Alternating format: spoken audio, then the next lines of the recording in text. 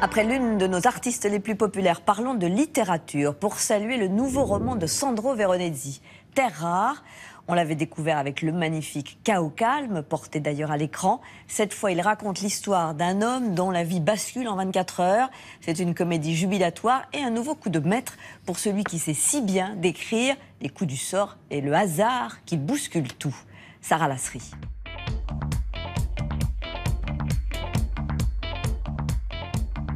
Dans le nouveau roman de l'écrivain italien Sandro Veronesi, Terre rare, tout commence par un excès de vitesse.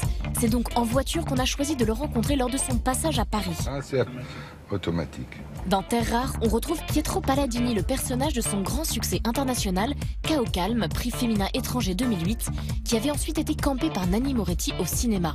Chaos calme dépeint la crise vécue par Pietro, un patron de télé milanais de 40 ans qui perd soudainement sa femme. 8 ans plus tard, on le retrouve vendeur de voitures à Rome, où il se trouve malgré lui embarqué dans une suite d'événements incontrôlables. Si Sandro Veronesi a choisi de retrouver son personnage, c'était d'abord pour rétablir un gros malentendu avec ses lecteurs.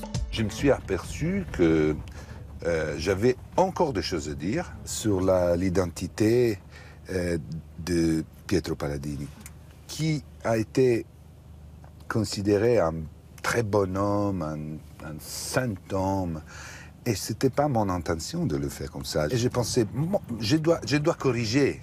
Peut-être je n'étais pas assez clair. Et alors j'ai commencé à concevoir ce roman comme une vengeance du destin sur cet homme qui a eu de la chance. Cette fois, j'ai posé toutes les difficultés et la nécessité de bouger de première minute à la fin, quand il trouvera ce qu'il a caché pendant 2 romans.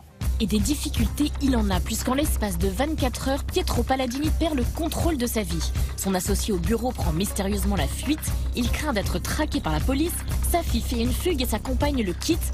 Palladini n'a pas d'autre choix que de se confronter à lui-même et à ses propres démons. Il est forcé de faire ce voyage intérieur, ce voyage extérieur qui vont coïncider sur les trucs qu'il avait négligés, son père, la mort de son père, tout ça, avec des coïncidences qui ne sont pas des coïncidences. C'est la montre intérieure qui va forcer les temps et les pas. Écrit à la première personne au présent, la force du texte repose sur un style nerveux et immédiat où l'on suit le fil de sa pensée entrant littéralement à l'intérieur de sa tête. Chaque pensée est importante. C'est vraiment le spécifique de cette convention. Il sait où est la différence entre le mal et le bien, mais parfois, il fait le mal. Et voir le mécanisme qui lui conduit à faire le mal et pas le bien, du dedans, c'est la chose que me plaît de cette convention. Palladini est dangereux parce qu'il a de l'humour et il est auto-ironique aussi. Alors, et il confesse des trucs. Alors on pense qu'il est sincère, mais il n'est pas.